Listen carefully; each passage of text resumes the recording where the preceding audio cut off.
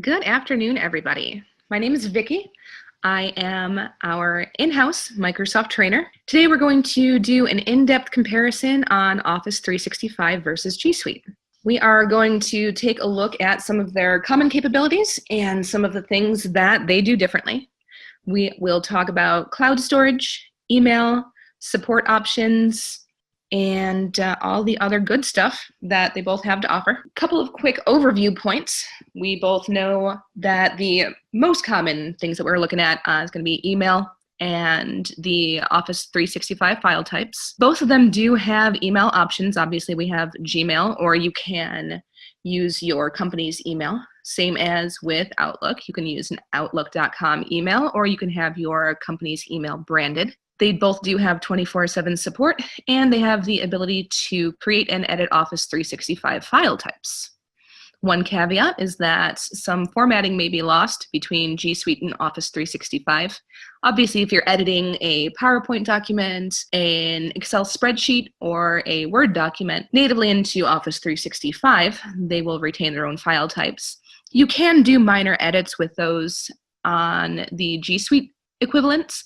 However, sometimes the formatting does go back and forth between them. So something to be aware of. If your Office already does integrate products such as Word, Excel, and PowerPoint, that G Suite may be a little bit trickier to use unless you were using their entire product line. Going into some more specifics, Office 365 and G Suite were originally created from completely different backgrounds. Office 365 has been around for a long time in various fashions. We are all very familiar with Microsoft Word, which has been around nearly since the beginning of personal computing. It has obviously grown from there into the other products that we are super familiar with, like PowerPoint, Excel, and the rest. Whereas G Suite started as Google's infamous search engine. From there, it gave the option to start to edit collaboratively with various documents and grew that way. So the background for the two products, despite coming to very similar current iterations, definitely started from different places. And the advantages or disadvantages to those come into play when we start to get into the details. Both Office 365 and G Suite are available via web. However, Office 365 does also have all of its desktop options. The original programs that we're used to having right on the computer. They are also, with limited features, now available on the web. So there is a Microsoft Word, Microsoft Excel, PowerPoint, that you can do minor edits from the web, share from the web with people that you are working with, and save and share those file types externally and internally. Whereas G Suite, it's online only. You can, with certain limitations, use it offline, but there are no native programs on your computer that you can use standalone. So that is something to keep in mind if you are someone who uses those desktop applications primarily. Office 365 does have the edge there. The other point with that is that the desktop applications are far more powerful than the online equivalents. Online, obviously, you're going to look for speed, stability, ease of use. If you really need to get into the meat and potatoes of those applications, the desktop version in Office 365 is going to be far more powerful. The Office 365 suite is available on Windows, Mac OS, and all mobile platforms, including Windows Phone. I know Windows Phone is kind of on its way out. However, a lot of enterprise companies do still use Windows Phone enterprise-wide. So if you have that integration, keep in mind that Office 365 is available on Windows Phone, whereas G Suite is not. You can use it via web, but it is not natively built in. So something else to consider there. Going on, we're going to cover the big three: word processing, spreadsheets, and presentations. I keep saying Word, PowerPoint, and Excel because those are the ones that we all use the most. In any business, those are the file types that that people are going to need the most access to. So when it comes to word processing, we have the Microsoft product, which is Word, everybody knows and is familiar with, and we have the Google product, which is Docs. Word is very full-featured. It is designed to be the premier word processing software on the market. As you know, as I mentioned before, it has been around absolutely forever and has gone through many, many revisions with many features added and bugs smoothed out. And recent versions have added in a lot of the collaborative features that would have previously given G Suite an advantage, but Word does, or the Microsoft Suite does them as well, and in some ways does them even better because there isn't the loss of data integrity when everything is native to the Microsoft product. So Google Docs does have a lovely word processing option. It is very minimalist and it is designed to be very collaborative. So you can share the documents with anybody else in your team, make quick edits, and be able to have a fairly seamless experience that way. However, with, as I said, the Microsoft option having these collaborative features built in, then you no longer have to weigh the pros and cons of possibly losing some integrity on your data as you move through the bridge between the Microsoft documents and the Google interface. Same sort of situation with Excel versus Sheets. Excel is a much more robust, much more complete option.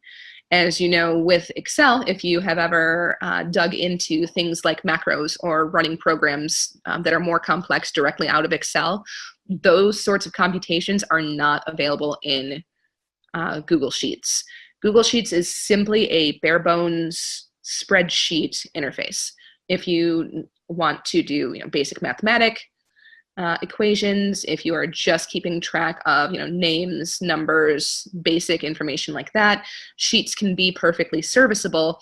But if you're looking to be able to make that data more investigative, more losing the word that I'm looking for, unfortunately, but for things like pivot tables, like there's no pivot table equivalent in Sheets. So if you're someone that has a lot of Excel notebooks and individual databases that work together, know that that functionality does not transfer over to Google Sheets. So Sheets is definitely for simple data collaboration, whereas Excel is where you're going to get all those other nice integrated features and options. Going on to the third one is going to be PowerPoint versus Slides. One thing that Slides does do pretty well is it does have native YouTube integration. Since YouTube is in the Google suite of products, it does nicely slide into Slides, and the integration features are relatively seamless. That said, you do have to have a network connection to be able to use those slides and presentations with any YouTube files that you use. PowerPoint does have the option, obviously, to use YouTube files. Also has the opportunity to host local media files, or you can use anything from any of the other major media outlets. So you can add Facebook video, you can add Twitter video, you can add the one that is slipping my mind. I'm having a real hard time with proper nouns today, but they're all able to be integrated into PowerPoint, and you can take them offline. So once you add the media file to PowerPoint, you can take it with you, even if you don't have an internet connection wherever you're giving the presentation. Slides does have very clean, very easy to use formatting, but it does not have the number of templates that are available that PowerPoint does. PowerPoint, of course, you can get very, very deep into formatting before you even start to consider the content of your presentation.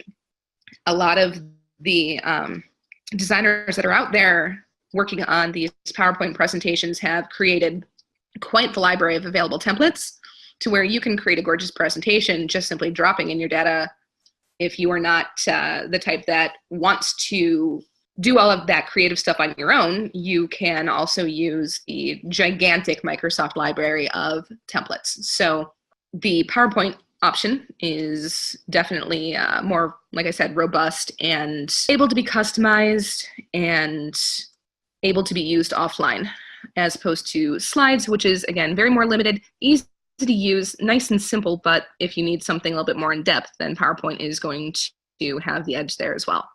Going on to email. Email is the one that got the most questions about in the registration before the webinar. They do have a lot of similarities and a lot of commonalities.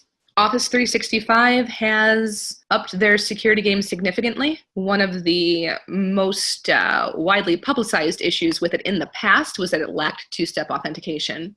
Earlier this year, two-step authentication was launched for Microsoft for its entire Office 365 suite. So that's no longer a concern, especially in this day and age when email security is such a significant concern. It does also offer spam filtering, both the Google product and the Microsoft product. Actually, at the end of October, I believe it was actually on Halloween, if not on Halloween, then right around that time, Microsoft did launch an expanded malware detection tool. So it now scans links in real time. With the most recent version of the software, you can hover over a link, and as soon as you start to click it, it will be scanned to see if it is a genuine link that is safe and verified, or if it is flagged as potential malware or spam or anything else that might be dangerous to your computer. So even if you don't have an antivirus solution, which do hope that everybody does have an antivirus solution, but in the event that one is not present or does not catch something, the real-time link scanning is now available in both products. So brand new for Microsoft. They are always looking to up their game security-wise, and they are now completely on par with G Suite in that respect. Both email products do offer extensive calendar integration. They work natively with their own product. They can cross over to the other, although obviously the integration is going to be more seamless when you use either Google Calendar with the Google product, or if you use the Outlook calendar that is built right into Outlook. You can cross them. It's easier to stick with one or the other.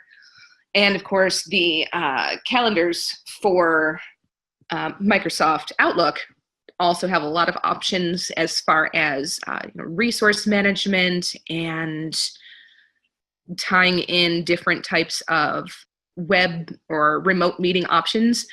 I'll get into Skype for Business in a moment, but Skype for Business is by default integrated. However, you can also integrate if you use GoToMeeting or if you use Zoom or one of the others. You do have that option to add a plugin so you can manage resources that way, schedule meetings right in the Outlook calendar. They do both have a wide variety of customizable themes. If you're the kind of person who likes to make sure that your inbox looks exactly how you like it, they both have the option to change color, change format, change fonts.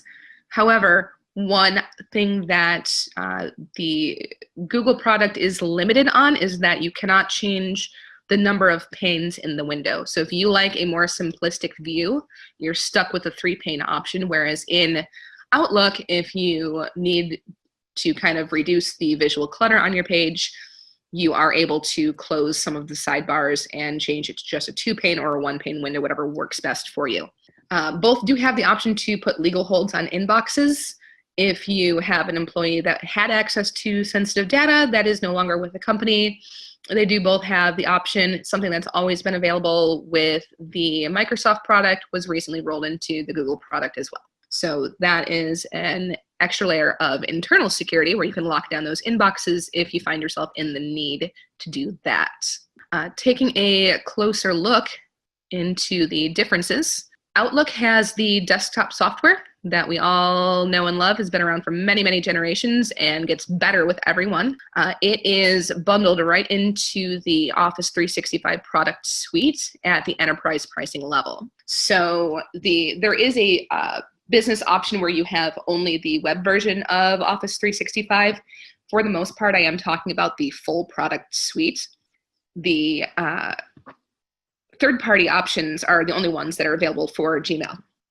So you can use Gmail in Outlook if you happen to have the product, but you are using a Gmail-based email service. However, there is nothing native. Again, everything with the Google product suite is online only. Outlook has their intuitive folder organization system, much like it mirrors Windows, the folders that you're used to seeing on your personal computer. You see the same thing in Outlook. You can organize your email into folders. You can have them route in certain ways. You can set rules and quick steps to organize your email options. That is a whole webinar in and of itself. The amount of customization that can go into that, it is extremely robust, extremely thorough, and excellent for maximizing your productivity. Gmail does have its default smart sorting categories. When you first open a Gmail account, it's going to have a number of tabs. As your email starts to filter in, it will assign priority levels to the different types of email that you receive. So it's going to start that sorting right out of the box, as opposed to with Outlook, you have to go in and customize it. That said, you are limited to their default smart sorting categories. There is no option to change those. You can eliminate certain ones, but there is no customization there. You can add tags and folders to search that way. However, it is not quite as robust and thorough as Outlook is, and there is no equivalent for rules and quick steps. Rules and quick steps are really, really nice because anything that you do repeatedly, you can set to automate. With a click of a button, you can send a certain type of reply. You can forward an email. You can set a rule to just automatically forward certain emails, route them to different folders. Unfortunately, those sorts of features are not available in the Google product. The Google product, you can only do offline browsing, so you can only access your email offline through Chrome and Safari. Those are the only two browsers that allow it. You can set that up in the individual settings for those browsers when you install the Gmail extension. It is a little bit clunky, and you have to make sure that you have everything downloaded beforehand, and they only go back a month. So you are limited to only a month in the past if you are doing offline work in your Gmail account. However, with Outlook, it is available offline anywhere with the entirety of your email accessible to you, as long as you have things saved locally. Everything that's saved locally is going to be there for you, regardless if you're online or offline. So there's no time limit for how far back you can go with Outlook. All right, communication. Everybody likes to be able to instant message people on their team these days. It is a great alternative to email, especially when you just need to drop somebody a quick note. They both have these options integrated. I'll go into the differences in the individual software shortly. They also both have the ability to do voice and video calls. You can screen share with both, and you can archive your chat logs. So if you need to access anything that was referenced in a previous meeting, you have the option to do that from both products. So the products that we're looking at are Skype for Business and Google Hangouts. Skype for Business is pretty new, and from using it myself, it is fantastic. It's gorgeous. The user interface is very clean, very simple, and very easy to navigate. It is capable of being fully integrated into an enterprise class telephone replacement. So if you wanted to set up Skype for Business to be your enterprise phone system, that is an option with the Office 365 product suite. Because it is so integrated into the Office 365 product suite, it gives you a lot of additional functionality as far as scheduling meetings, communicating about the meetings, about phone calls, sharing files right from any of the other items in the product suite, so on and so forth. The uses for it, I have not even discovered everything as of yet. Haven't had the opportunity to play around with it nearly as much as I would like to, but it is exceptional. I have yet to want to do something that I have not been able to do. If I'm in the middle of a Skype for Business meeting call and I need to send someone an Excel file, I don't even need to find it on my hard drive. It is intuitively available for me if it is topically related to the meeting. So it's very, very robust and integrated option. The nice thing about Skype for Business as well is that it has max participants of 250. As opposed to the Google Hangout options, you are limited to 25. So if you have a bigger business or if you wanted to do a webinar like this, you are definitely going to need something that has a higher number of people allowed in the room. Google Hangouts is nice because you can sync conversations across devices, especially since so many people use Android phones, that it is nice to be able to just have it already on the phone without having to install any additional software. It's built into those G Suite apps, but like I said, you are kind of limited in what you can and can't do as far as how many people are getting in there, and you don't have as much of those communication integrations. It's very much a standalone product in that it does not intuitively guess what other files you may want to reference in your individual meeting. Whereas Skype for Business seems to know what you're talking about before you even start talking about it, which is really, really neat. Going forward into file storage and syncing, both of them do have cloud and local machine options. You can sync between them. You can use just the cloud. You can use just local options. If you want to edit collaboratively, obviously you would want to lean more towards the cloud. If you are someone who does not need to share your documents as much, you can save everything to your local computer. Either one works just as fine. You do have more storage options. We'll get into that with the pricing. For the Microsoft product, you get a little bit more file storage space. Both of them do allow the ability to share within and outside the organization, so you can collaborate with anyone who has the same product suite, as long as they have access to the Google product suite and you're using Google, or if they have access to the Microsoft product suite, you can do that collaborative editing with anyone else as long as you give permissions, and you can set permissions for individual files. Both of them also have online readers and editors for quick viewing and editing. As I did mention, the Microsoft Office Quick Editor is a little bit less feature-packed than the desktop one. However, you can do a surprising amount on it. I actually did this entire PowerPoint presentation on the web version. So it does have quite a bit of power, and it looks quite nice. However, with all of those files that you are sharing and uploading and working on wherever you do it, cloud or local, content management is where we really start to differ in power. Talk about Google Sites first, because it is fairly simple. If you're used to using Wikipedia, Google Sites is going to look very familiar to you.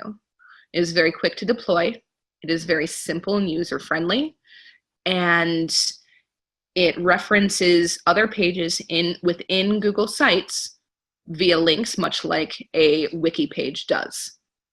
That said, customization is very limited. There are not a lot of themes and options to choose from, and you cannot alter the HTML in the site itself. So you're limited to the pages the way that it is, or the way that they are set up out of the box by Google. The other big part is that the search capabilities are limited to the individual sites. So if you have data uploaded to a site, you can access it within the sites. However, if you want to reference a spreadsheet that has not been linked to the site, you're not going to see it there. This is where SharePoint picks up the ball and runs away with it, because SharePoint has the ability to access anything that is within your enterprise server. If you have an Excel spreadsheet that is uploaded to your Office 365 server or your Office 365 cloud management, it's already available to SharePoint. All you have to do is navigate to it and find it, and you can place it in the relevant category on SharePoint where you need it to be. It saves you a lot of time. You don't have to do a lot of additional uploading. It's just already there. Also gives you the option to check in and check out to prevent simultaneous changes. So if you and a partner are working on something, especially let's say it's something that is like an Excel spreadsheet that has some macros built in, where if you alter one point of it, it changes the functionality of the entire sheet. It's very important to have that check in, check out, so that you're not writing over what the other person is doing and breaking the functionality of the document that you're working on. It also does include metadata tagging. So very similar to how sites functions, how a wiki type page functions, SharePoint does also use links to reference pages within itself. It just has that additional option to also reference files that are elsewhere in the enterprise.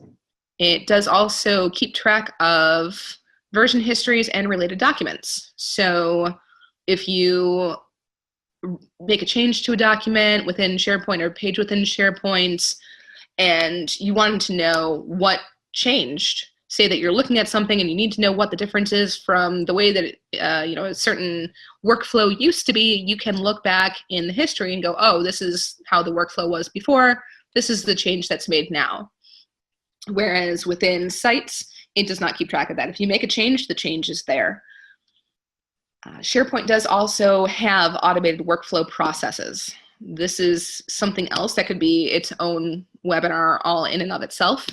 SharePoint itself probably deserves its own webinar. It's very robust, very thorough, and has more options than you can shake a stick at. It has the ability to, if you access certain pages in SharePoint, trigger responses based on what was accessed, based on what changes were made, based on what files were uploaded, based on what files were removed or what projects were closed. So SharePoint is an extraordinary content management product in the way that it keeps track of everything else within the enterprise and interacts with it. So Sites is good for easy local file management, but it does not come close to having the integration that SharePoint does, which I'm sure you're starting to see a theme here, in that if you are looking for something to be thoroughly integrated, to natively talk to itself and the related products, the Microsoft product is extraordinary in its ability to do so. Other matchups, there are note-taking options for both the Google product and the Microsoft product. For Google, the option is called Keep. It includes individual, simple, standalone notes. Kind of looks like Post-it notes, and they kind of operate like Post-it notes. They stand on them by themselves. There's no way to link them together, but you can share them, and they can be edited collaboratively. So nice for simple note-taking or lists. However, OneNote, as if we're keeping with the metaphor, OneNote is a 3-ring binder that has absolutely every note that you've ever taken, and it can be indexed and referenced elsewhere. The coolest thing with OneNote and its ability to be integrated into some of these other products is that, for instance, if you are in a meeting, you can take meeting notes, share the meeting notes instantly within the meeting. After the meeting is over, you can go back into your calendar if it's 3 months down the line and you need to know what exactly happened during that meeting, or if you know that something was referenced in this meeting but you don't remember the context, but you know somebody took notes on it, you can go back into your Outlook calendar, open the OneNote file that's associated with that meeting already, because as soon as you start editing it within the meeting, it automatically shows up in the calendar. Open that, see what notes were taken on that date, and have that resource available to you. So OneNote keeps track of everything, as opposed to Keep, which is cute little Post-it notes that are good for short thoughts, but not nearly as robustly integrated.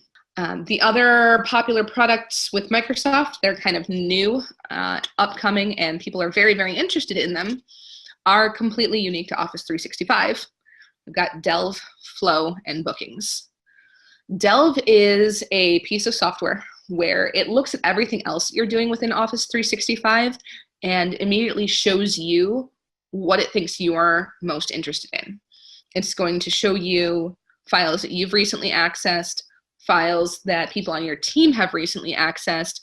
It sees, say that you email with a direct team member more than anyone else, it's going to start showing you things that you've worked on with that person as a priority over, maybe some other email products or email conversations that you didn't really need to know about, that you didn't interact with. It's very, very intuitive, and it's a great place to, at a glance, see everything that you're working on. It does, again, show Word documents, PowerPoint, Excel, emails, even notes about topics that you have been discussing frequently. Delve could probably be its own webinar as well. It's a very unique product that no one else has. Flow is the workflow organizer. It creates flowcharts. There is no equivalent in the Google product. So if you are someone where flowcharts is a big part of your day-to-day business life, you're going to want to stick with the Microsoft option. It is there, and it integrates, again, with everything else. Same thing with Bookings. Bookings keeps track of your meetings, but it also allows external integration into a website or email so that you can reach out to clients as well and have them have an option to schedule meetings or appointments or visits or whatever else you need. So anything that falls within those three categories is completely unique to Office 365. If it sounds like something you need, that is where you are going to find those options. Going on to pricing. Office 365, talking about the Enterprise 3 level, it's $20 per user per month. These two levels are the most similar. There are plenty of other pricing options. These are the ones that are the most widely used and the ones that will meet the most variety of businesses' needs. So Office 365, $20 per user per month for the web and the desktop application. So it's all of the Office 365 suite, as well as the computer version of the full versions of Microsoft Word, Excel, PowerPoint, and the rest of the productivity suite. It does come with unlimited cloud storage and 50 gigabytes of email storage. So they are separated. There is a limit on email storage. However, with everything being saved to the cloud, a lot of that 50 gigabytes will go a very, very long way. You don't need to house large files native or locally within your email because everything is able to be uploaded to the cloud anyway. You do have unlimited number of users, and you have 24/7 web and phone support. G Suite Business is their middle tier. It's $10 per user per month. It is obviously their online-only product suite. They do have unlimited cloud storage, including email, or 1 terabyte if there are fewer than 5 users. So you only get unlimited if your business has more than 5 people enrolled in the G Suite product. You do have the option for unlimited users and 24/7 web and phone support. Final verdict. G Suite is a lovely product that is minimal and serviceable for basic needs. However, if you need robust, feature-packed, professional, customizable software, if you need it to do everything and do it well, and if you want everything to play perfectly with each other, Office 365 is going to be the hands-down winner. You can't beat it. It is by far the most popular product on the market, and it's there for a reason. That is the final say that we have on this. If you have any questions, you can reach out to us after the webinar. We will make sure that our contact information is available to you. And if you have questions down the line, please don't hesitate to reach out. That is everything. Thank you very, very much for watching. You all have a fantastic afternoon.